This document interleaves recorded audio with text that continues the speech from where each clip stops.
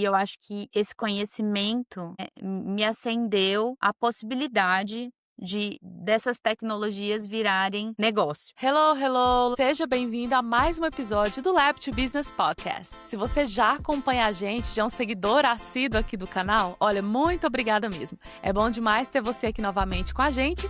E se essa é a sua primeira vez nos vendo, nos ouvindo, bom, eu sou a Mari Fonseca, sua host por aqui. E antes de tudo, eu quero te pedir um favor. Se você se identifica com esse conteúdo, aproveita e já deixa um like aqui, segue também o canal do YouTube. E se você está ouvindo pelo Spotify, aproveita e deixa estrelinhas aí pra gente também. Isso ajuda que a gente possa continuar levando, esse conteúdo para mais pessoas que podem se beneficiar com ele. No episódio de hoje, eu converso com a doutora Natália Noronha Ferreira Nadeu. A trajetória da Natália é um pouco diferente aí de muitos pós-graduandos. Ela se graduou em farmácia e trabalhou um período na indústria farmacêutica antes de ter a certeza que queria ingressar na pós-graduação. Nesse período também, ela tomou a decisão de deixar o país por um tempo para conquistar uma habilidade que era importante para ela naquele momento, que era aprender um outro idioma. Na sua volta ao Brasil, ela então ingressou no mestrado em Ciências Farmacêuticas na Unesp Araraquara, onde se tornou doutora logo em seguida também pelo mesmo programa. A Natália fez seu pós-doutorado no Instituto de Física da USP de São Carlos, integrando o grupo de Nanomedicina e Nanotecnologia, ganhou inclusive alguns prêmios aí durante a sua trajetória acadêmica, entre eles o prêmio Veja Saúde Oncoclínicas de Inovação Médica ano passado em 2024. Hoje, a Natália é cofundadora da Small Nanotechnology, que é uma deep tech brasileira especializada em pesquisa e desenvolvimento de produtos nanotecnológicos voltados para o agronegócio. O grande lance, das startups deep techs no Brasil é exatamente esse, É você ter um time e uma equipe que seja tecnicamente capaz de resolver um problema de mercado de uma maneira mais efetiva e que possa atuar em conjunto com uma grande empresa, que não está focada nisso naquele momento, mas que tem essa dor e que tem essa necessidade. Ela vai contar aí muito mais pra gente, Então agora, sem mais espera, vamos conversar com a Natália. Esse episódio tem o apoio do PROEC da Unesp. Nath, seja muito bem-vinda, então, ao Lab to Business. Oi, Mari, muito obrigada pela oportunidade. É um prazer enorme estar aqui para a gente poder discutir um pouquinho aí dessa trajetória do laboratório aos negócios. Isso aí, Nath, a gente que agradece. Bom, eu começo sempre os episódios com uma pergunta, assim, um pouco mais introspectiva, que é se você pudesse, descrever a sua trajetória profissional, você, de farmacêutica, passagem pela indústria, depois, mestrado, doutorado, e agora fundadora, cofundadora, de uma deep tech. Se você pudesse descrever a sua trajetória até o momento em apenas uma palavra, qual seria? Sem dúvidas, resiliência. Olha. Ó, eu fiquei pensando muito, sabe, tudo que eu tenho vivido agora com essa nova experiência, eu tento fazer uma ponte com tudo aquilo que eu já vivenciei durante a trajetória acadêmica.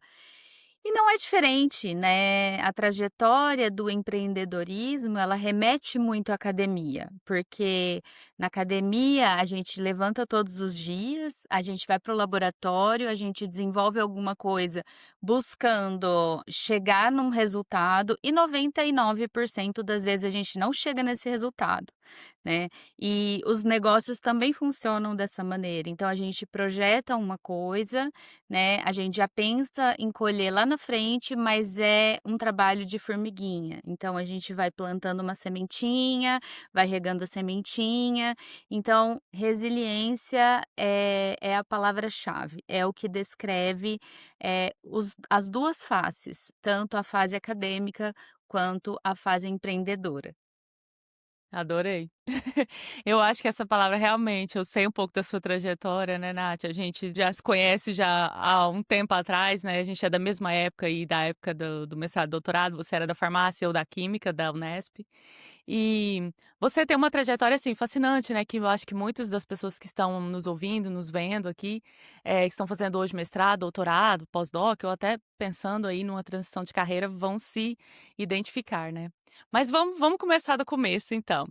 Você se formou em farmácia, e depois foi trabalhar na indústria farmacêutica, na indústria veterinária, por cerca de 1 ano mais ou menos. Como que foi essa primeira experiência profissional aí? O que você aprendeu do mundo corporativo? Eu desde da graduação, eu já tive algumas experiências interessantes, né. Então eu fiz a iniciação científica, que foi a minha experiência acadêmica, né. Tive uma mentora científica muito bacana na época, que foi a Bilu, uma pessoa muito aberta, uma mente brilhante, que me mostrou o mundo acadêmico e eu me fascinei pelo mundo acadêmico. Mas, ao mesmo tempo, eu passei pela farmácia, minha mãe tinha uma farmácia de manipulação, então eu fiquei ali dentro um pouquinho, tive um pouco de noção de mercado, passei por farmácia hospitalar, então foi bem assim, foi uma graduação muito bem aproveitada, em todos os sentidos, né. Então quando eu finalizei, embora eu tenha, gostado muito, né, da minha iniciação científica e eu sabia que esse era um caminho que tendia a me puxar, eu quis fazer o meu estágio na indústria farmacêutica, eu quis ter essa experiência, né. Então, no último ano da graduação, eu fui para Ribeirão Preto, fiz o meu estágio, durante quase um ano numa indústria veterinária, e depois eu migrei para uma indústria farmacêutica humana, né. Trabalhei durante um ano em controle de qualidade, e aí eu vivenciei ali uma rotina, que é algo que nunca me chamou atenção, tá, um trabalho que fosse uma rotina, ou seja, que eu chegasse ali, que eu já soubesse o que eu tinha que fazer, o que eu tinha que entregar, e durante o ano foi ok, mas isso começou a me pegar e eu comecei a falar: "Não, não é isso que eu quero pra mim, eu não quero rotina, eu não quero chegar aqui e fazer a mesma coisa", então era chegava, injetava a amostra no HPLC, tirava o resultado, fazia o laudo, fazia umas análises físico-químicas ali, liberava produto. O máximo que você tinha de desafio era quando dava um problema na produção e você tinha que fazer ali alguma coisa correndo para destravar um processo dentro da indústria, Uhum. né. Sim. E aí isso me acendeu: "Ah, bom, então eu vou fazer um mestrado", né. Eu pedi para trocar o meu turno pro noturno e fui conversar com meu chefe e falei: "Olha, eu vou fazer mestrado, eu vou prestar o mestrado na USP, aqui em Ribeirão, tudo". E ele falou assim pra mim: "Olha, Natália, você é muito nova, você acabou de sair da graduação. Antes de eu liberar você para um mestrado, tem um monte de pessoas aqui dentro que precisam ter essa oportunidade". Aí eu pensei: "Ah, muito bem, então, obrigada, tô saindo fora, vou atrás do que eu quero fazer". Só que eu sempre tive, bastante dificuldade com o inglês, né. Eu fiz Hum, inglês, né, durante a minha vida toda, mas a gente não dá atenção para aquilo que a gente faz, né. Eu, na verdade, sim. fazia o inglês, eu não estudava, eu não praticava, eu não levava a sério. Então eu tinha essa dificuldade com o inglês e como eu fiz a iniciação científica, uma coisa que me pegava muito é que eu não compreendia os artigos por completo, né.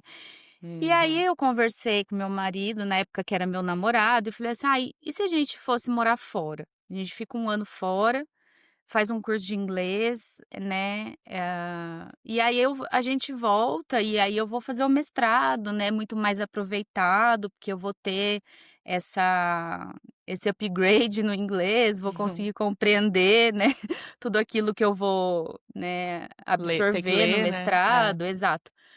E a gente fez isso, então eu trabalhei ali mais 6 meses, a gente juntou um dinheiro, comprou um curso e mudamos para Londres. Fomos morar em Londres por um ano. Bom, foi uma experiência incrível, né, foi um inglês intensivo ali, em 6 meses Imagino. eu estava muito bem, porque a minha escola ela era todos os dias da 13h às 18h, então era mesmo intensivo. Logo eu arrumei um trabalho e isso me ajudou muito, porque era um trabalho Sim. que eu tinha que me comunicar, e eu tinha que abrir conta, e eu tinha que alugar casa, e eu tinha que então tudo isso me fez desenvolver rapidamente a língua, e assim aconteceu. Depois de um ano morando lá, nós conversamos e chegamos no seguinte ponto: ou a gente vive a vida aqui, desencana do Uhum. Brasil, ou a gente volta para o Brasil para retomar nossa graduação, nosso sonho, tudo que a gente estava pensando em construir lá. E aí eu voltei e ingressei na academia, né. Comecei o mestrado, fiz o doutorado, mas no grupo de pesquisa que eu estava inserido, sempre houve uma interface com a indústria, porque as indústrias procuravam o grupo de farmacotécnica, expondo algumas questões, né, que eles tinham ali, principalmente na parte de formulações dentro das Uhum, indústrias, e firmavam projetos, né, junto com o grupo de pesquisa para desenvolvimento ou aprimoramento de formulações. E uhum, então, embora eu estivesse desenvolvendo ali o meu projeto, eu sempre estive participando dessa interface com a indústria, né. Isso foi uma coisa muito bacana que na época, a professora me proporcionou, né, esse uhum. contato.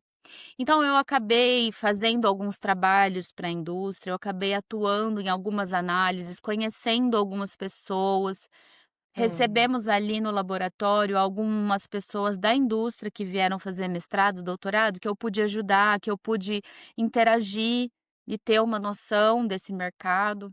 Sim, que de certa forma E de você estava na interface ali, né. Sim, você já tinha passado pela Exatamente. indústria, agora você estava na academia. Exato, né, então eu falo que eu sempre fiquei ali no meio termo, né, eu nunca fui profundamente para um lado. Eu já quis ser professora, já quis ser professora, mas foi um período bem remoto, né. Eu fui professora no mestrado, no doutorado, toda a época da acadêmica, porque a gente acaba tendo alunos ensinando, eu gosto Sim. disso, tá, mas nunca foi algo, assim, que eu tinha como meta da minha vida, ir lá prestar um concurso, ser professora. Isso nunca foi o meu objetivo principal. Eu sempre Uhum, pensei que eu ia trabalhar nessa interface. Bom, quando eu certo. finalizei o doutorado, eu fui para São Carlos fazer o pós-doc no grupo do professor Zucoloto, e lá, essa interface com a indústria mudou um pouquinho, porque durante o trajeto do mestrado e doutorado era com a indústria farmacêutica. Lá, já era um público diferente, então era, muitas vezes, empresas do agro, que na verdade estavam atrás do mesmo propósito daquilo que eu fazia para a indústria farmacêutica, que era melhoramento de formulações, aprimoramento de sistemas, tudo voltado para a área de desenvolvimento farmacotécnico, né. Uhum, Mas mais para um mercado amplo. Então ali tinha empresas do agro, tinha empresas de materiais, e eu continuei essa trajetória de trabalhar nessa interface. Eu tinha o meu projeto de pesquisa, sempre voltado para a saúde humana, mas uhum. tinha esse trabalho paralelo ali nessa interface. Aí você E já foi começou a aí ver e já foi ver aí que eu outras áreas, né. comecei, exato. Então aí eu comecei a ver que todo aquele conhecimento que eu tinha adquirido durante essa trajetória poderia ser expandido para outras áreas, e não somente utilizado para a saúde humana, né. E aí começou a conversa: "Ah, e aí, o que que você quer de futuro?". Então, assim, eu fiz o mestrado, o doutorado, eu morei fora no mestrado, eu morei fora no doutorado, eu tive 2 filhas nessa trajetória acadêmica toda. Chegou no pós-doc, eu tive uma conversa na época com o meu supervisor e ele falou assim: "Natália, para onde você vai, né, para onde você vai fazer o seu estágio fora?". E eu falei: "Olha, eu não vou". E aí ele falou: "Mas como assim você não vai, né, tipo, tinha uma bolsa FAPESP, a melhor, que todo mundo quer ter, Sim. que te permite isso, né". Eu falei: "Ai, Fora olha, eu não você fala vou". fora do país, por exemplo? Fora do país, Fora isso. do país.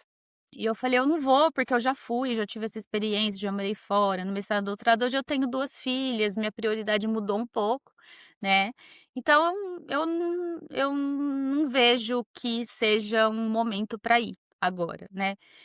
E aí ele falou: "Ah, e uma empresa, já pensou numa empresa, né, de atuar?". Eu falo sinceramente, já pensei em atuar nessa interface, já atuei muito com a professora Palmira lá atrás, continuo fazendo algumas coisas com a Beatriz, que foi uma pós-doc que a gente se conheceu ali no grupo da Palmira e que a gente vem trabalhando algumas coisas com a indústria já há algum Uhum. tempo, né. E falei: "Não, realmente tenho uma vontade, tenho esse sonho, tenho esse desejo".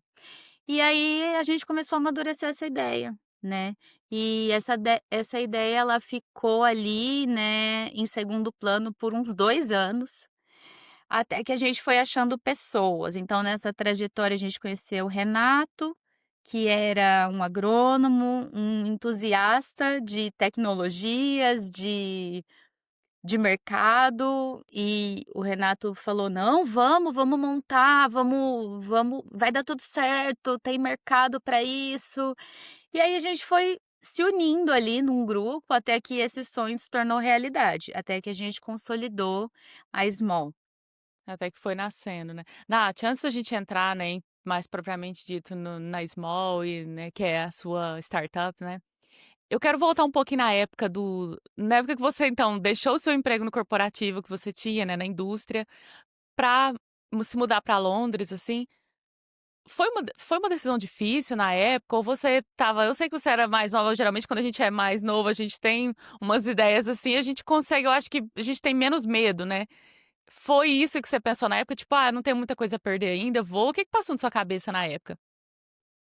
Olha, sinceramente, eu não sei o que passou na minha cabeça, porque hoje, assim, como mãe, eu fico olhando e, assim, naquela época, a gente não tinha smartphone com WhatsApp, com Sim, FaceTime, sabe, ninguém tinha, a gente não tinha, celular da Apple, né. com A minha mãe certeza. falava comigo por Skype uma vez por semana, a gente tinha que ligar o computador para falar Era com ela no rápido, tinha que começo. comprar créditos, né, às vezes, né, no Então, começo. assim, eu fico imaginando a angústia que ela passou nesse momento que eu simplesmente decidi parar tudo e ir morar Pois lá é. fora, ir morar longe, e assim, que ela não estava perto, que ela não chegava em horas, que era uma coisa super Uhum. complicada, né. Sim, sem falar no Mas eu fuso acho horário, né, toda aquela exato, todas essas questões, né. O que acalmou um pouco ela, eu acho, nesse sentido, é que eu tinha um tio morando lá, né, que me deu todo o apoio quando eu cheguei,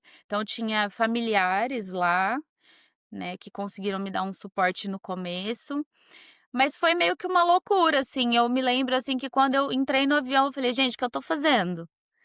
Será que eu acho que eu tô louca, tipo, eu tô saindo totalmente da minha zona de conforto sim, e vou em busca e aí você imagina uma coisa, aí você chega lá, são várias dificuldades, até você conseguir sim, emprego, até você conseguir pessoas, conseguir credibilidade das pessoas, né, porque é outra também. cultura, é difícil criar laços. E então, assim, a gente não tinha noção do que a gente ia enfrentar, né. E eu faço muito um Aham. paralelo, que a gente também não tinha noção do que era abrir uma empresa, né. Então, assim, são coisas da vida que a gente faz sem ter a mínima noção, mas que a gente aprende na dor ali. Eu fico lembrando hoje quando eu voltei, né, eu me lembro que eu entrei num táxi para ir para o aeroporto, eu coloquei as malas não cabiam, a gente teve que alugar, porque eu morei lá um ano, né, voltei com 2 malas gigantes, acho que até Ah, 3. sim. E eu me lembro que eu entrei no táxi e eu chorava, eu fui chorando da casa onde eu morava até o aeroporto compulsivamente. O taxista falava assim: "Tá tudo bem?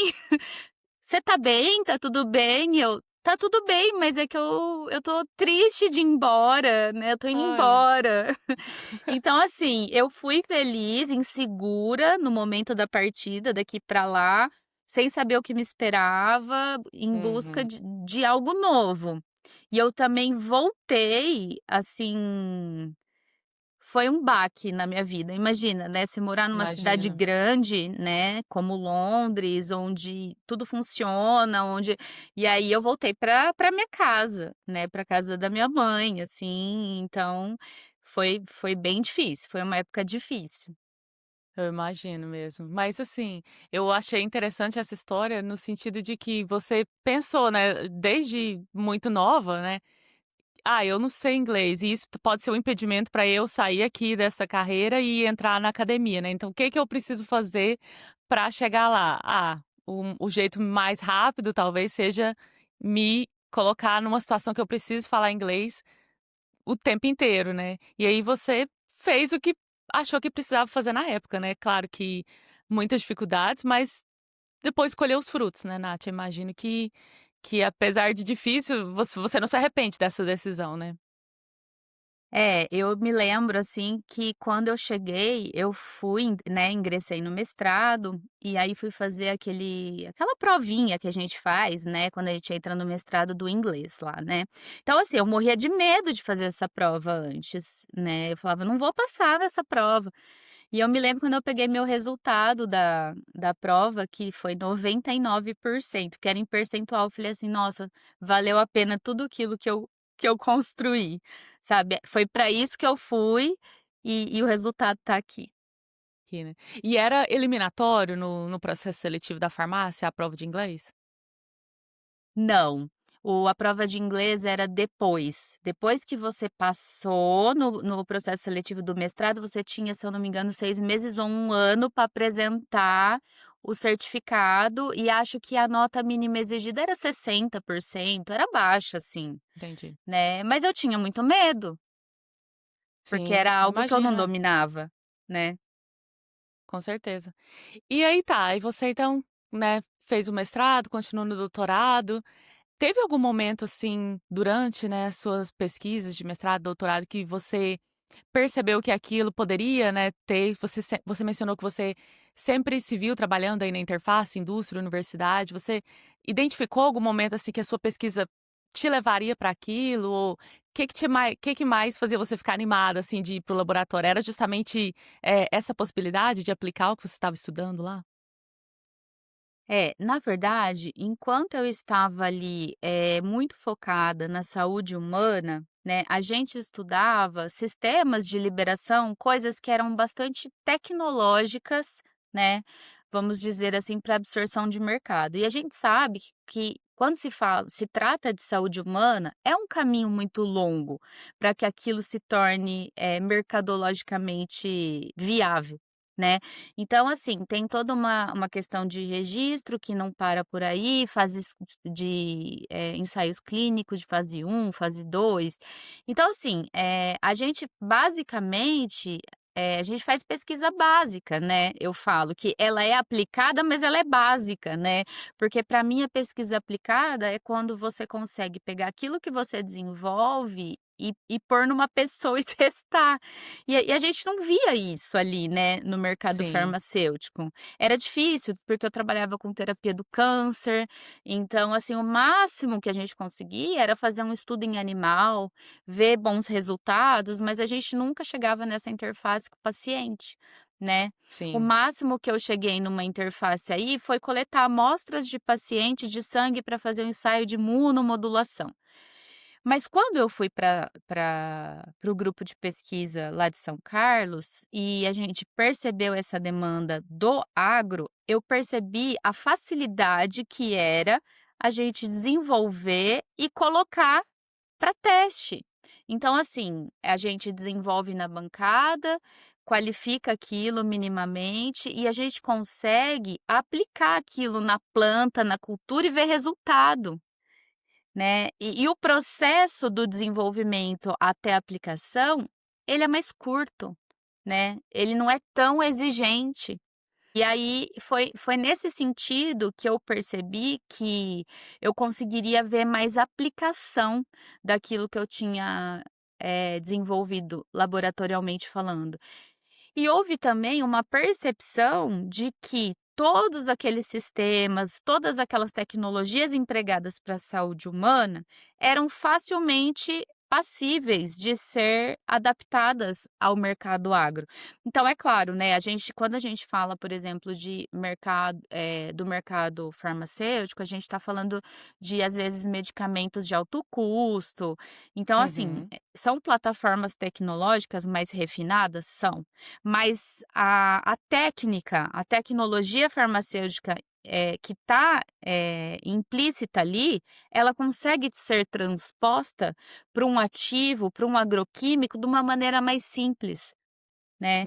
E entendi. eu acho que essa foi a virada de chave, que eu falei: "Poxa, né, olha só, né, o potencial dessa plataforma que ela pode atuar num medicamento de alto custo, mas ela também pode fazer uma coisa muito útil para uma molécula química ou até mesmo para um óleo essencial, né, que Uhum. tem um potencial ali para aplicação no agro, e aí é que eu acho que foi a grande virada de chave para aplicação, né. Certo. Muito interessante. Nath, a gente vai falar um pouco também, né, do seu pós-doc que levou a empresa agora, né, a sua startup, mas, você comentou durante a pós-graduação, né, que você se tornou mãe. Em 2022 também você ganhou o prêmio USP, né, de mães, pesquisadoras, você foi uma das vencedoras. Eu imagino que ali a maternidade com a pós-graduação não é uma tarefa fácil, né, exige muitas coisas ali. E você, né, ganhou prêmios durante a pós-graduação, além desse. E como que você que conseguia, assim, equilibrar a excelência na pesquisa com a maternidade? Que estratégias que você desenvolveu? Como que foi esse momento aí para você? Olha, essa é uma pergunta que muitas pessoas já me fizeram. É. E e aí, assim, a pergunta geralmente ela chega assim: "Como é que você dá conta?".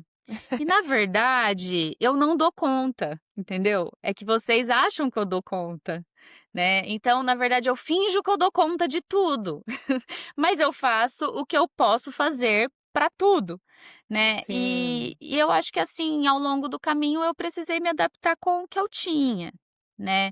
Então, quando tive a minha primeira filha, eu já tinha feito toda a parte experimental do meu doutorado, né, então, a Aham. partir do momento que eu engravidei, eu finalizei a parte experimental, e aí eu peguei a licença maternidade para concretizar os resultados. Então, organizei, mandei as publicações e deu super certo, né. Publiquei, entrei no pós-doc e, assim, sempre tive ajuda, né. Eu tenho uma rede de apoio, né, meu marido é presente e executa, né, como pai. E eu tenho minha família também que ajuda muito nessa dinâmica. Depois eu fui para São Carlos, o que dificultou um pouco mais minha vida ainda, Sim, porque eu ainda viajava, né, para trabalhar, aí eu tive a segunda filha, mas é isso, eu acho que tudo é uma questão de organização. E eu até penso hoje, assim, olhando para trás nessa trajetória, que eu acho que elas, foram peças chaves, né, em tudo que eu desenvolvi, porque, antes era eu comigo mesma, aí depois que eu tive elas, virou um propósito, né, então assim: "Ah, sim, eu preciso que o tempo que eu tenha para fazer seja efetivo, porque é o tempo que eu tenho para dar certo, porque eu tenho elas também, então eu tenho que me dedicar a elas", né. E eu acho que hoje, depois do nascimento das 2, eu faço as coisas de uma maneira muito mais efetiva e responsável, porque a coisa precisa acontecer, sim. E entendeu? você sabe que você tem um tempo limitado, né, para fazer aquela Exato. tarefa, né. Exato. Então eu acho que muitas vezes a gente se distrai com poucas coisas. Eu falo assim, falava para as meninas, né, quando eu retornei da licença maternidade, eu ia para o laboratório, e aí elas queriam tomar um café, conversar, eu falava: "Gente, eu não tenho muito tempo, eu só tenho hoje para estar aqui, então eu preciso ir para a bancada, eu preciso fazer os experimentos, porque é só o tempo que eu tenho". E hoje já é mais tranquilo, né, elas já vão para a escola, então tem toda uma rotina esquematizada, mas é difícil atingir, né, o equilíbrio, mas dá para adaptar e é possível de se fazer. Que legal. Nath, e aí depois, né, você já no Instituto de Física da USP de São Carlos, como que era o ambiente lá de pesquisa, assim, em termos de apoio à inovação? Olha, eu costumo falar que a USP, ela já é uma bolha, né, assim, entre as universidades, e o Instituto de Física é uma bolha dentro da USP. Então, assim, eu penso que eu fui muito privilegiada de vivenciar esse pós-doc nesse ambiente, porque é um ambiente voltado à inovação, né, onde a cabeça dos professores que estão ali, a gestão, ela entende a importância disso, né. Então eu acho que tudo isso me ajudou e me direcionou.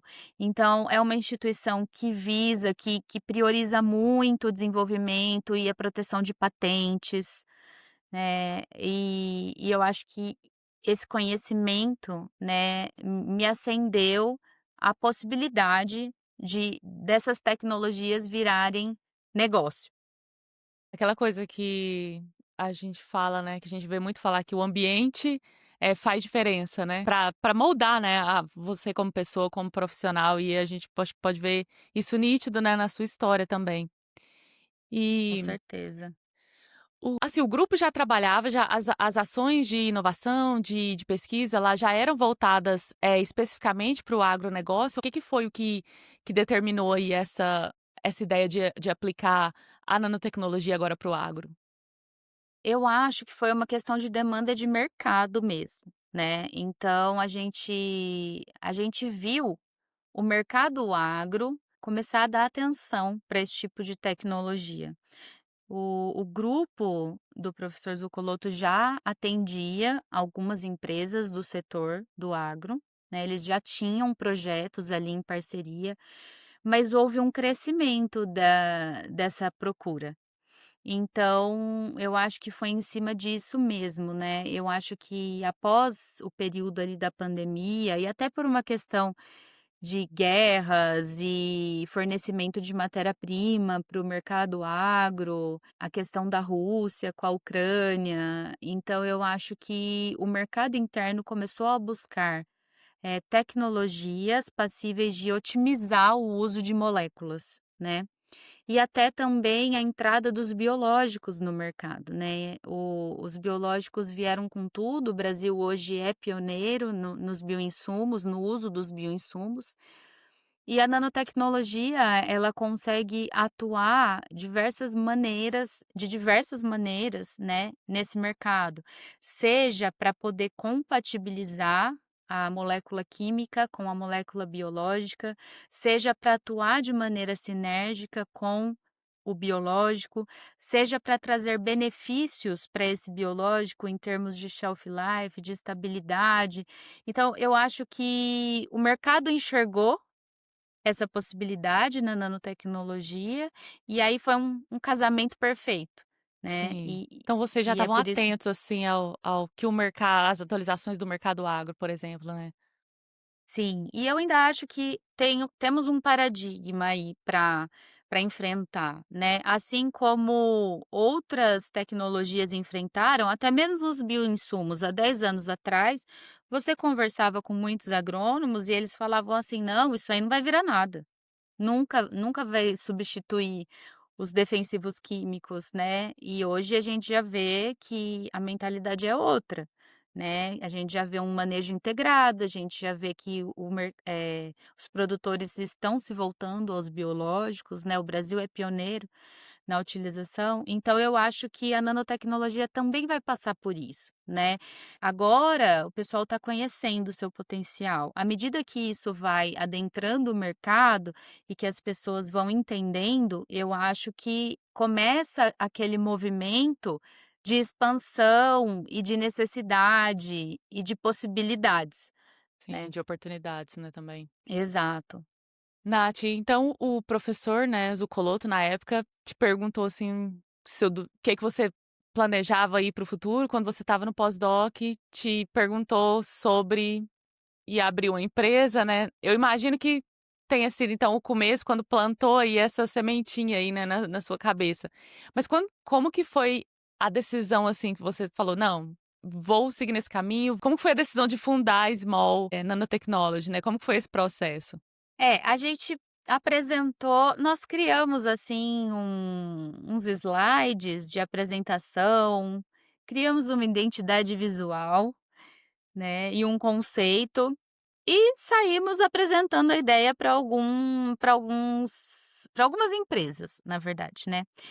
E uma das pessoas que a gente apresentou a ideia nos abriu um caminho, né, com um empresário de uma empresa de biológicos, e a gente teve uma reunião com ele, apresentou a ideia, e ele falou assim: "Não, eu acho que tem tudo a ver, né, com aquilo que eu busco. Eu tenho uma holding de investimentos, eu posso fazer um investimento através dela, mas eu acho que tem tudo a ver com a empresa". né, com a empresa que na época ele liderava, e ele falou assim: "Ah, eu acho que são tecnologias que se complementam", na época eram os biológicos, né, e a nanotecnologia, deu todo o apoio pra gente, falou: "Não, eu tô dentro, vamos construir um projeto em parceria, tudo, mostra para mim o plano de negócio de vocês, e vamos seguir a conversa". E aí, menina, o que que é plano de negócio? Aí Nós começou. nós, cientistas, o que é um plano de negócio? Fizemos uma planilha do Excel, E na elencando todos época, os gastos, eu só ia perguntar, e na passamos época vergonha. na época era você e tinha mais gente da universidade? Só era gente da universidade, não tinha, assim, ninguém, assim, com mais entendimento em negócios não, nessa primeira conversa com Até tinha? tinha, né, mas eu acho que um entendimento dessa parte inicial de planejamento de negócio muito superficial, né, porque na verdade, né, você tem todo um caminho, né, eu sempre falo assim: "Nossa, se eu tivesse aprendido algumas coisinhas ali na minha trajetória acadêmica ou até mesmo na graduação", né, porque eu acho que hoje as pessoas têm tanto acesso à informação que vale ali uma disciplina na graduação, né, de empreendedorismo, análise de mercado, para tudo, né, porque tudo pode virar negócio hoje, né. Sim, com Eu até certeza. tive administração, eu tive lá na graduação, eu tive acho que um semestre de administração farmacêutica, que poderia ser hoje empreendedorismo farmacêutico, não Sim, é? com Então eu certeza. fico pensando muito nisso, sabe, que, a gente só absorve essas informações quando a gente vai atrás, e não precisava ter sido assim. Eu acho que o caminho teria sido muito menos árduo, né, nesse início, se eu tivesse tido na verdade o Brasil não tem essa cultura empreendedora, né, tá nascendo agora, né. Recentemente eu fiz um curso e achei muito bacana o exemplo que o facilitador usou, que ele falou assim: "Ai, se você monta uma banquinha", uma criança lá de 7 anos de idade, monta uma banquinha de suco no Brasil, né, para vender suco para os vizinhos. Então vai lá, vai fazer suco de limão e vai vender o suco a R$ 5. Os vizinhos vão passar, vão comprar o suco, vão tomar o suco e vão falar assim: "Ah, tá uma delícia, parabéns", vão embora. Nos Estados Unidos não funciona assim. Se essa criança monta uma banquinha para vender o suco a US$ 5, o vizinho vai comprar, vai tomar e vai falar assim: "Menino, tá faltando açúcar nesse negócio aqui. Ó, você precisa colocar mais fruta, tá muito fraco de fruta". Então já é uma cultura que te dá um feedback, que já vai te criando para o mercado, para o empreendedorismo. E eu achei muito legal esse exemplo É, que ele deu, porque pensando é por isso esse lado, né. mesmo, É, porque é isso, né, a gente quer agradar e na verdade não se trata de agradar, né, você tem que dar o feedback, é importante o feedback. sim. E sem contar que não é muito comum, né, eu mesmo esses dias fazendo caminhada, eu encontrei uma na esquina aqui de casa, tinha os pais e umas crianças, né, com cartaz, tudo fazendo a propaganda ali, da banquinha de suco, na verdade era uma banca de suco mesmo. E às vezes, assim, a gente, né, já é muito comum, tem bastante, assim, né, de empreendedores, né, microempreendedores, eu acho que a gente é muito criativo e a gente tem essa capacidade, então a gente tem muitos negócios informais também, né, mas talvez, assim, essa questão de formalizar, igual você está falando, né, para você chegar num estágio, assim, nesse mais elevado e conseguir colocar as coisas certas como essas agências, né, essas, aceleradoras ou investidores esperam, teria que ter um um trabalho, assim, né, a ser desenvolvido, assim, antes. Eu até conversei com isso, inclusive, no podcast que eu gravei com o professor Leonardo, da farmácia, que você inclusive conhece, né, nosso amigo também. Eu não sei se esse vai ao ar antes ou após ele, mas eu sei que a gente conversou nessa oportunidade sobre uma disciplina que ele oferece agora na farmácia também, justamente porque ele sentiu essa mesma dificuldade quando ele lançou também na época lá uma startup que ele não tinha noção assim de vocabulário, de nada, assim, aí agora ele tenta pelo menos passar essa base para os alunos, então é uma coisa muito legal, eu acredito que, o futuro tem só a melhorar, né. Sim. Ah, esses alunos serão muito privilegiados, né, de ter Pois tido é. um professor que teve essa iniciativa, porque é isso, isso muda tudo, né, e abre Sim. caminhos também, né, porque as pessoas não entendem que esse Uhum. pode ser um caminho. Com certeza. Nath, eu não sei, assim, que estágio a Small, está hoje, eu não sei, assim, o que que você pode comentar, mas eu queria te perguntar, assim, se você puder falar, talvez em termos genéricos, qual que é o principal, problema ou desafio, assim, de mercado que a em a empresa de vocês se propõe a resolver? É uma solução que substitui, por exemplo, alguma tecnologia que já existe, mas que tem limitações? Seja por, sei lá, desempenho, barreiras regulatórias, ou que é, né, esse principal problema e o desafio que vocês se propõem a resolver?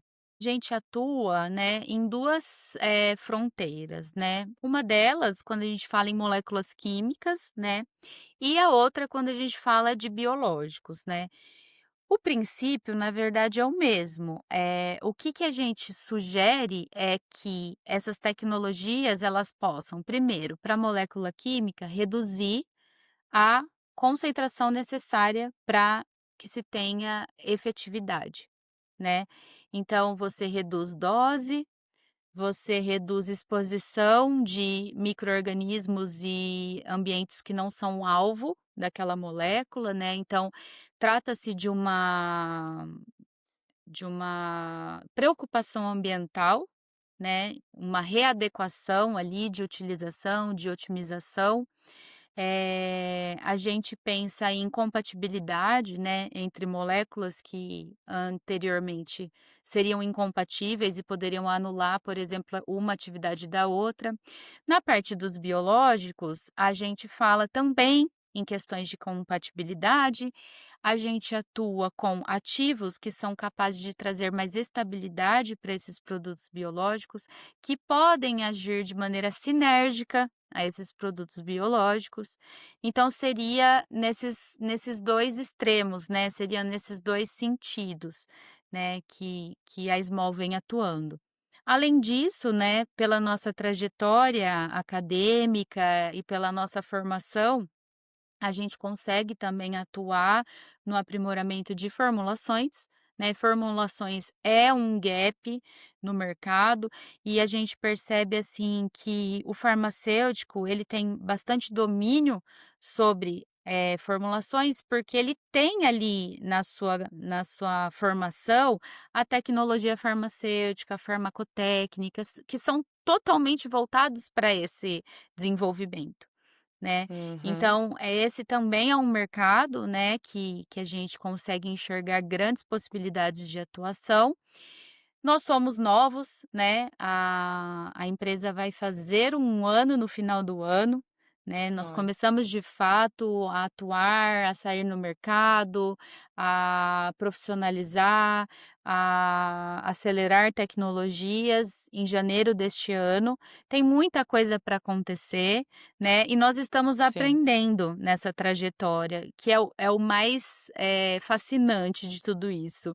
Então eu falo que, mais uma vez, eu acordo, tem dia que não tenho vontade de levantar da cama, tem dia que levanto super empolgada, conheço pessoas interessantíssimas, né, no meio do caminho, Sim. converso e fico sabendo de trajetórias, de empreendedores que hoje têm muito sucesso e que eu falo: "Nossa, você passou por isso, né, lá atrás". Olha, E isso vai te fortificando, vai te mostrando, né, vai te trazendo experiências, a serem seguidas, experiências a serem ignoradas, né, sim. para Aprender com para os sua erros dos outros, exato, né. aprender com os erros dos outros, e eu acho que tudo isso é muito gratificante.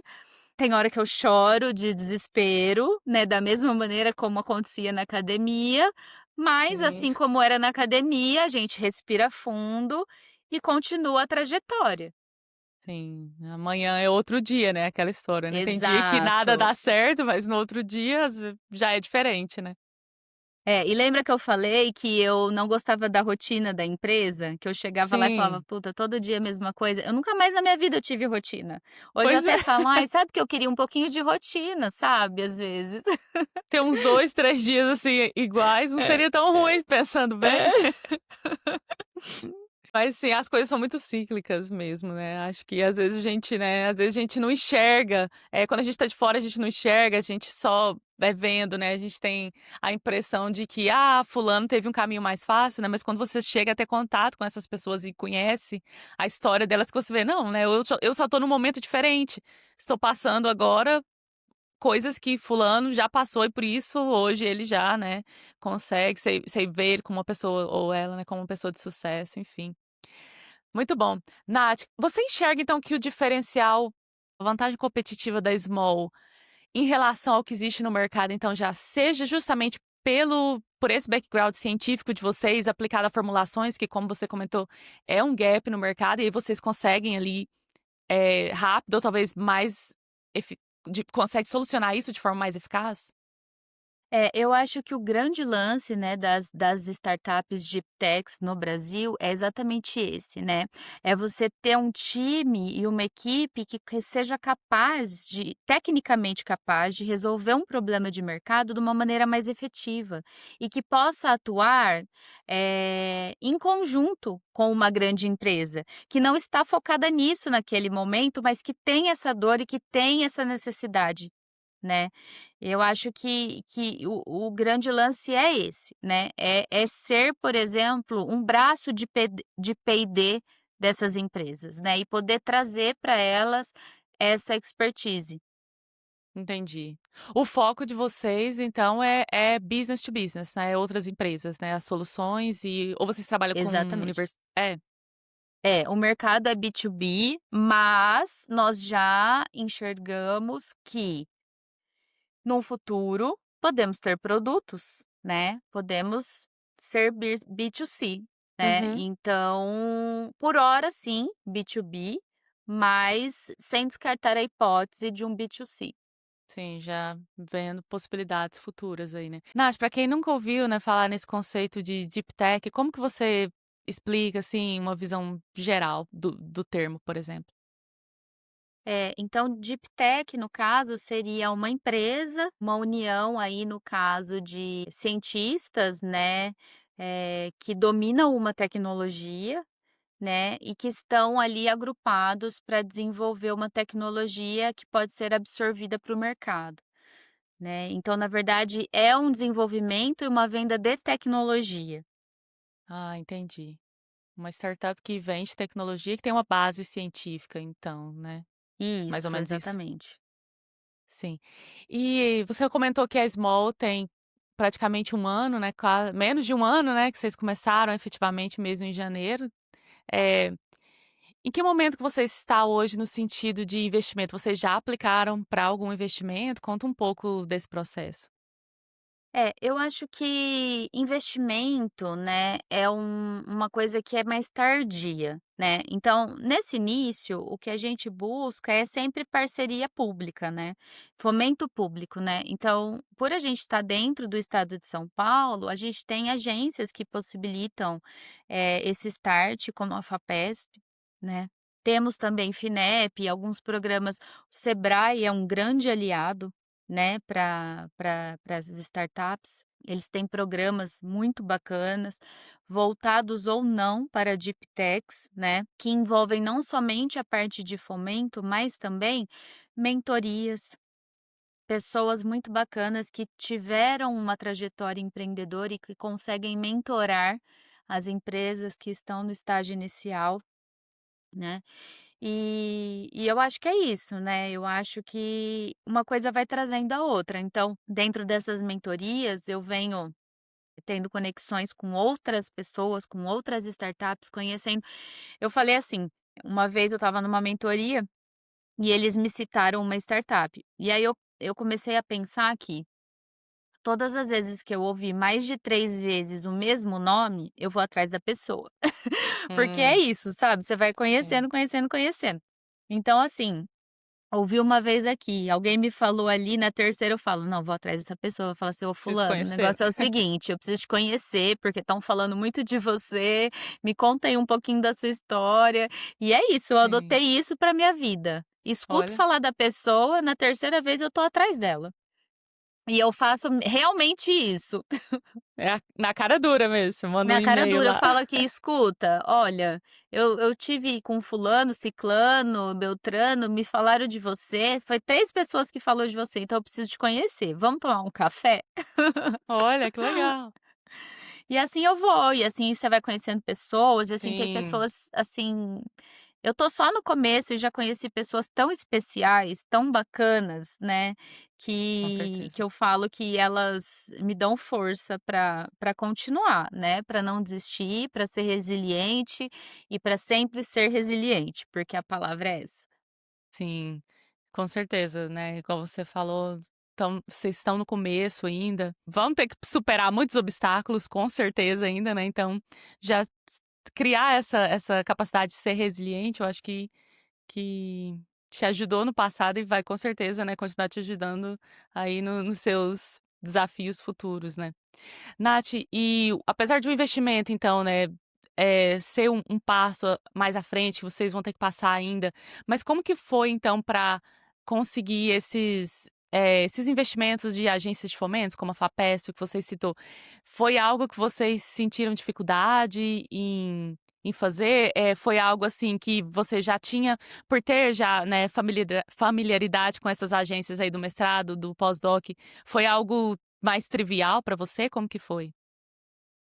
Eu acho que uma coisa que a gente tem, né, de diferencial é saber escrever. Né, saber colocar no papel, saber organizar a ideia, eu acho que isso faz um pouco de diferença no momento que a gente envia esses pedidos, né, esses projetos. Mas a linguagem acadêmica, ela é muito diferente da linguagem de mercado. Né, então, quando você vai escrever um projeto pedindo fomento para a Fapesp, né, embora a vida inteira eu tenha escrito projetos de pesquisa para a Fapesp, muda bastante a linguagem quando você está falando de um projeto PIP, né. Isso foram coisas que eu fui aprendendo aos poucos, o primeiro projeto que eu fiz para enviar para a Fapesp era totalmente acadêmico.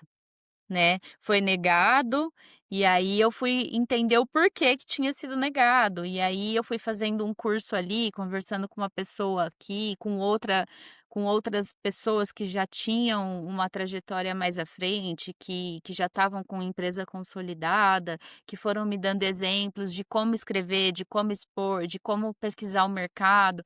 Eu acho que um grande erro que a gente comete é que a gente quer na pesquisa, a gente, visualiza a tecnologia, né, e aí a gente desenvolve aquela tecnologia. Só que a gente nem vai atrás de saber se o mercado quer isso, né.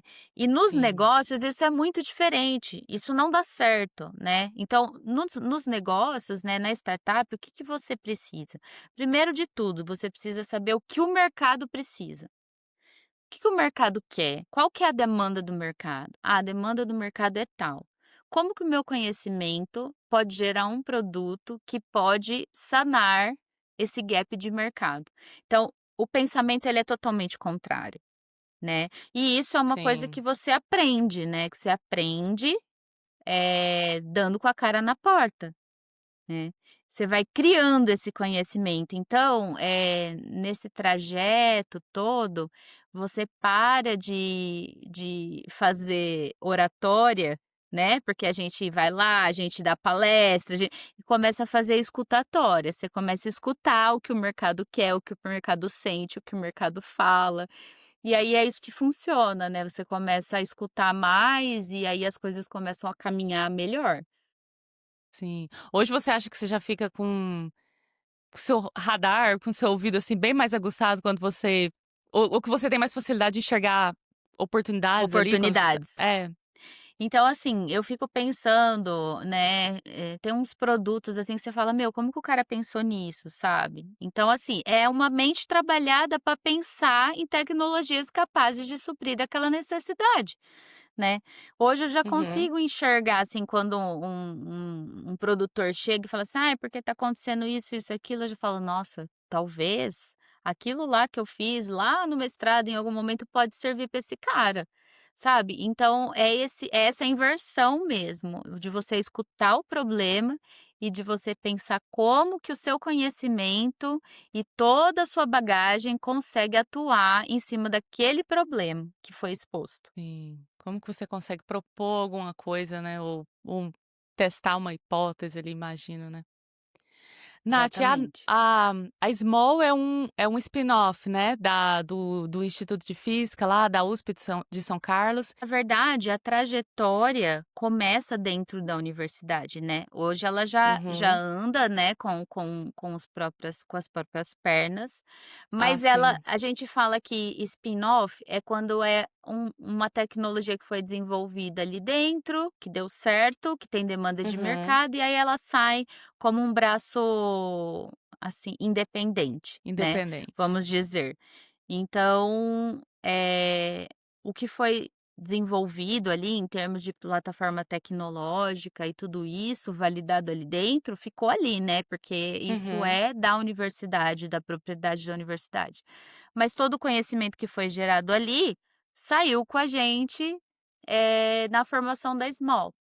E aí agora é que a gente vai levar, né, toda essa bagagem para o mercado. E para as novas aplicações, novos Para as produtos que novas vocês aplicações, para as novas estão propondo. tecnologias, isso tudo. Perfeito. Bom, a Small, ela então nasceu, né, com foco no agro, você comentou já toda a razão, né, por trás disso, mas a gente sabe, né, que a nanotecnologia, você mesmo já trabalhou com nanotecnologia voltada aí para a saúde humana, e a gente sabe que tem aplicações em vários outros setores, né. Vocês enxergam, assim, no futuro, a Small expandindo para outras áreas ou a visão estratégica hoje é mais de, tipo, se consolidar como especialistas em soluções para o agronegócio? Não, na verdade nós estamos bem abertos, né. É lógico que quando você foca, quando você nicha o mercado, é mais fácil, né. Então, a gente não descarta, né, essa expansão. E se houver uma demanda do mercado de empresas, né, com foco em saúde humana, eu acho que não temos um impedimento, né, de absorver essa demanda e tentar atuar. Eu acho que é possível, né, embora inicialmente a gente esteja focando aí no mercado do agro. Nath, você comentou, né, ali no início, quando você estava falando da Small, do Renato, que ele apareceu, na época que vocês tiveram a ideia ali de começar, e como que ele tem te ajudado, assim, com a empresa?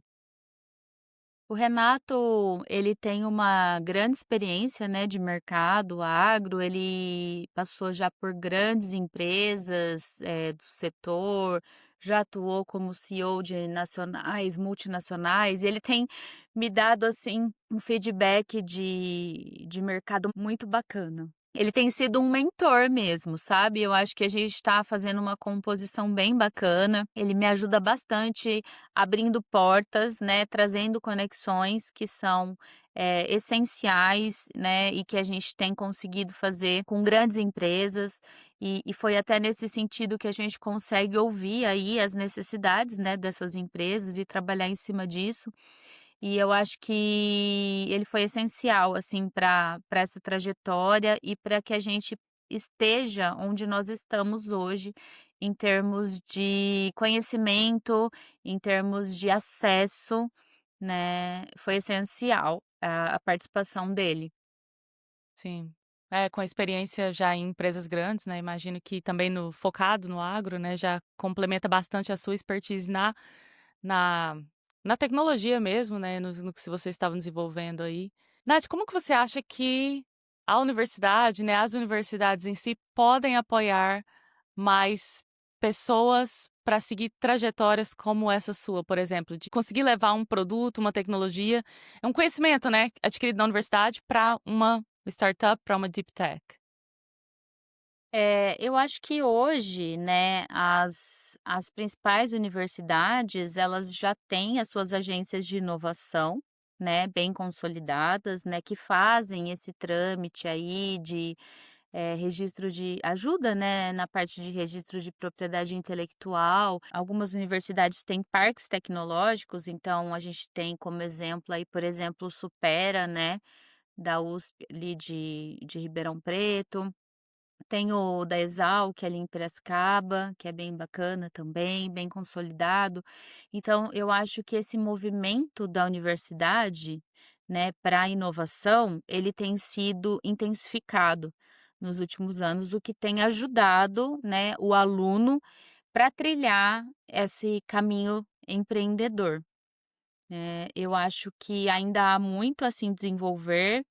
Ouvi algumas coisas aí sobre a lei da inovação, que é algo novo, que foi aprovado nas universidades. Eu não tenho ainda um conhecimento profundo, né, sobre o que essa lei vai trazer, mas até onde eu sei, ela vem tentando regularizar a participação de professores e de funcionários ali dessas instituições em projetos de inovação. Uhum. E então eu acho assim que é um movimento, né, que tende, né, a auxiliar essa trajetória empreendedora, né, essa saída de tecnologias desses ambientes para o mercado. Sim, perfeito. Bom, Nath, para quem está ouvindo, então, vendo a gente aqui, né, que está ainda na academia ou que está, sei lá, a ponto de concluir aí um mestrado ou já está, né, alguns anos no doutorado, no pós-doc e quer, eh, explorar outros caminhos, né, o que que você diria, assim, para alguém que tem uma suspeita ali que é a pesquisa ou esse conhecimento desenvolvido tem um potencial comercial? Quais que são os primeiros passos aí que você diria? Bom, eu diria que tá tudo errado. Vai lá no mercado, olha para o mercado e vê o que que o mercado precisa e como que eu, com a minha tecnologia, com as coisas que eu desenvolvi, posso ajudar esse mercado, né. Eu acho que eu entraria no movimento, sabe, porque o Uhum. empreendedorismo ele é um movimento, né, então Sim. começa a frequentar, reuniões de ambientes de inovação, né, palestras de empreendedores, eventos de Deep Techs, tem vários, entrar nas feiras, nas redes, se aproximar do Sebrae, se aproximar da Emerge, né, Sim. que são os centros, né, que tem todo um movimento ali voltado, né, para startups, para inovação, para Deep Techs. E eu acho que ter esse conhecimento prévio antes de tomar uma decisão ajuda muito, né, porque a pessoa já sabe o que ela vai encontrar, né, o que ela precisa fazer. Sim, perfeito. E você acha que a pessoa como que você recomenda, né, alguém que já tem algo mais encaminhado e está aí nesse processo de agora buscar, financiamento, por exemplo, né, seja dessas agências de investimento como Fapesp, CNPq, que você recomenda, assim, para alguém que está nessa situação? Eu sei que você comentou de talvez a escrita, né, já ter um olhar mais aguçado para uma escrita diferente do que a gente usa, normalmente na academia, mas tem alguma coisa a mais? Eu acho que o foco no mercado é essencial. Você mostrar, né, que aquele projeto, ele tem um propósito de aplicação e que esse propósito de aplicação é uma necessidade grande do mercado. Eu acho que se tiver muito bem descrito a proposta, muito bem fundamentada a tecnologia e principalmente a necessidade de mercado que essa proposta vai, conseguir, resolver, eu acho que não tem como dar errado. Perfeito. Nath, o que mais te surpreendeu aí quando você começou a adentrar aí o mundo dos negócios? Eu acho que o que mais me surpreendeu é que o ritmo, da academia e da startups é totalmente diferente, né. Enquanto Sim. na academia a gente está ali fazendo uma pesquisa básica, né, e que a gente até precisa de aprofundamento, a gente para o mercado isso não importa, né, o que Uhum. importa é a rapidez que aquela tecnologia é trazida, é o Sim. pioneirismo, é a ousadia. Então eu Hum. acho que essa é a chave principal, que os tempos são muito diferentes. Sim, faz sentido. Bom, Nath, para alguém que também está considerando, assim, empreendedorismo, mas de certa forma tem uma insegurança, assim, né, de transitar da carreira acadêmica, que é algo ali mais conhecido, que é a zona de conforto, né, eu penso, e migrar, assim, para algo cheio de incertezas, né, igual você falou, você não tem 2 dias iguais, né, aprendendo, fazendo, né, todo dia. Mas para alguém que quer sair aí, então desse meio acadêmico, iniciar um empreendimento, uma deep tech, que além de se inserir mais no mundo dos negócios, tem algum conselho, assim, que você daria para essa pessoa? Vai fazer terapia. Vai fazer terapia, porque Vai precisar. porque vai ser preciso. Se fortaleça Sim. emocionalmente, A né. resiliência, né, que A você falou no co resiliência é muito importante, né, e é isso, assim, eu acho que você primeiro é você querer, né, porque querendo já é difícil, né, então você tem que ter certeza que é isso que você quer pra você, né. Perfil, as pessoas às vezes falam assim pra mim: "Ah, eu não tenho perfil", mas o mundo dos negócios, eu entendo que precise um pouco de perfil, mas depende da do posicionamento que você vai assumir no negócio, né. Então, assim, tem o perfil que é aquela pessoa que é o executivo, que vai, que participa das reuniões, que capta o cliente, que conversa, que se expõe mais. Tem gente que gosta de se expor menos e tem um perfil mais laboratorial ali, que consegue coordenar uma equipe dentro do laboratório. Então, eu acho que há uma série de perfis que são requeridos, né. Mas Sim, eu acho que você, no começo, você tem que ter um pouco de flexibilidade ali, né, para atuar um pouquinho, dentro desses diferentes perfis, né. Mas é isso, eu acho que tudo é adaptável, né, eu acho que as pessoas conseguem descobrir até características empreendedoras, né, que sim. estavam dormentes ali, é possível desenvolver essas características que são extremamente importantes para o sucesso, né, mas eu penso que mais nesse propósito. Sim. Nath, se você pudesse dar um conselho para você, para a Nath lá do início do doutorado, sabendo o que você já sabe hoje, né, já tendo passado por tudo isso, o que que você diria? Nossa, eu diria tanta coisa. É uma Bom, hora de terapia conversa. terapia eu já fazia, tá, então eu já saí Já estava ganhando, encaminhada. tá, já estava Sim, encaminhada. Mas acho que eu pensaria, assim, em adentrar um pouco mais nos negócios, no mundo dos negócios, tentar entender um pouquinho mais da dinâmica, talvez eu tivesse feito um MBA, alguma coisa mais executiva mesmo, sabe, em paralelo ali com a academia, para ter um pouco de um MBA eu acho que já te traz isso, porque você tem ali pessoas de mercado, né, ia falar isso, mas fazendo, você tem essa contato já, né. aproximação, você tem esse contato, então, talvez se eu pudesse voltar lá atrás, eu faria um MBA, talvez fosse me dar um pouquinho, né, uma introdução ao que poderia ser essa trajetória. Sim, faz sentido. E qual que é o seu sonho para a Small? O que que você vê, como que você vê ela daqui 5 anos, por exemplo? Olha, eu espero que ela esteja, que a sua estrutura laboratorial esteja bem consolidada, né, que a gente consiga aí ganhos, muito significativos de performance de produto. Na verdade, eu falo assim que eu estou em busca de cases de sucesso, sabe.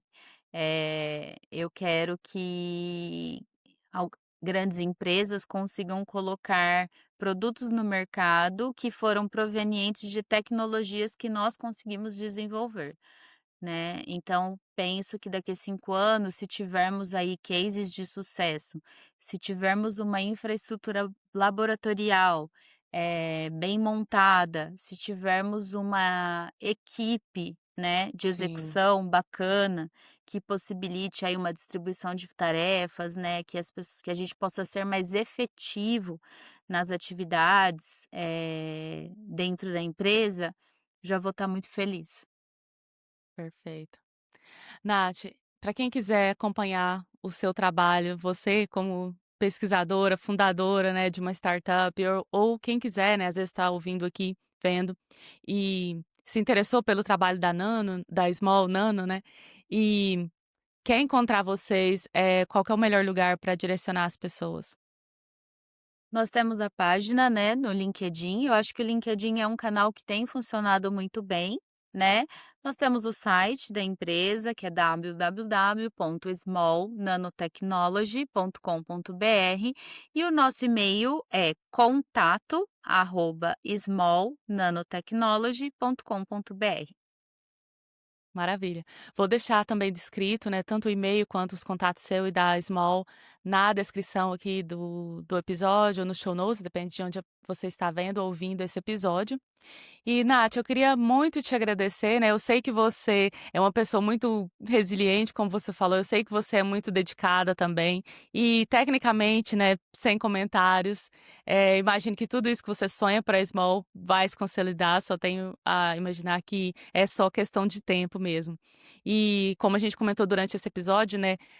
Ter essa oportunidade, assim, de ouvir de alguém que está aqui, eu sei que eu falo isso em todo episódio praticamente, mas eu acho que a gente, enquanto acadêmicos, né, ter essa oportunidade de ouvir de alguém que está passando por um problema do mundo real agora, né, e como que essa pessoa está navegando tudo isso, assim, é riquíssimo. A gente não teve essa oportunidade muitas vezes, né, na nossa época, então você ter vindo aqui, né, disponibilizado o seu tempo para compartilhar toda a sua trajetória com a gente é muito, bacana, muito inspirador. Você é uma pessoa que, né, ousou trilhar esse caminho fora do óbvio, então muito obrigada mesmo. Eu que agradeço, Mari. Eu espero que tudo que eu contei aqui, né, todas essas informações que eu pude compartilhar, que venha a trazer alguma coisa, né, que venha ajudar alguém que esteja pensando, né, nessa possibilidade, nessa trajetória, e eu me coloco também à disposição aí, caso alguém queira conversar. Eu pedi para conversar com muita gente, né. Eu pegava as pessoas e falava: "Gente, pelo amor de Deus, vamos tomar um café comigo? Me conta como que foi", sabe. Pois é, E isso me usem a ajudou técnica da muito, Nath, mande mensagem ali, né: e isso me "Nath". ajudou muito. É, é isso aí, gente. Sim, maravilha. Nath, muito obrigada. Obrigada a você. A Natália falou nesse episódio sobre a regra dela de networking, né? Que é ouvia um nome 3 vezes e mandava mensagem. Se você quiser saber sobre mais pessoas também que usaram do poder do networking para conseguir oportunidades além da academia, eu recomendo esse episódio que tá aparecendo aqui em algum lugar da tela, onde eu conversei com a Laís Furtado. A Laís sempre foi muito estratégica com seu networking durante o doutorado, como ela conta pra gente nesse episódio. E assim que deixou a academia, já conseguiu um cargo como analista de pesquisa em uma empresa de consultoria de inovação e tecnologia.